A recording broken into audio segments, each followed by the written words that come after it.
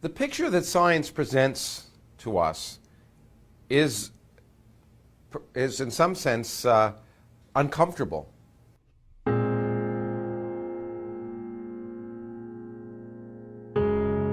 We evolved as human beings a few million years ago on the savannah in Africa, and we evolved to escape tigers or lions or predators. And so what makes common sense to us is the world on our scale.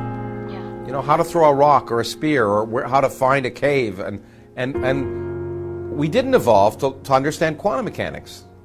And therefore it's not too surprising that on scales vastly different than the kind of experience we had as we were evolving as a species, that nature seems strange and sometimes almost unfathomable, certainly violates our common sense, our sense of what is common sense and what's intuition. But as I like to say, the universe doesn't care about our common sense. We have to force our ideas to conform to the evidence of reality rather than the other way around. And if reality seems strange, that's okay. In fact, that's what makes science so wonderful. It expands our minds because it forces us to accept possibilities which in advance we may never have thought was possible. I've said that scientists love mysteries, and we do. That's the reason I'm a scientist, because it's the puzzles of the universe that make it so exciting. Now, it is true that we want to resolve those and solve those puzzles. That's part of the fun of doing science, is solving puzzles, basically. But each time we do, new questions arise.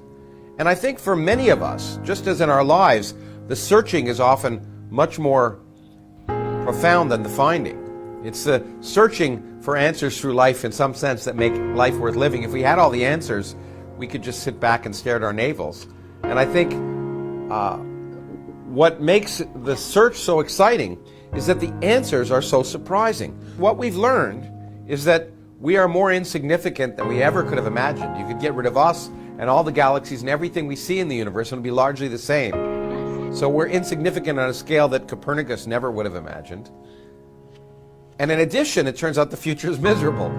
So the two lessons that I like to give is, first, we're insignificant, and second, the future is miserable. Now you might think that should depress you, but I would argue that in fact it should embolden you and provide you a different kind of consolation. Because if the universe doesn't care about us, and if we're an accident in a remote corner of the universe, in some sense it makes us more precious. The meaning in our lives is provided by us. We provide our own meaning. And we are here by accidents, and we should enjoy our brief moment in the sun. We should make the most of our brief moment in the sun, because this is all we have.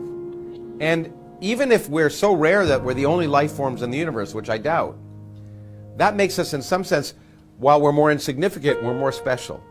We are endowed with a consciousness that can ask questions about the beginning of the universe and learn about the universe on its largest scales, and experience everything that it means to be human: music, art, literature, and science. So for me, it should be spiritually uplifting that we're not created with a purpose by someone who takes care of us like a mannequin or with strings determining everything. We determine our future, and that makes our future more precious.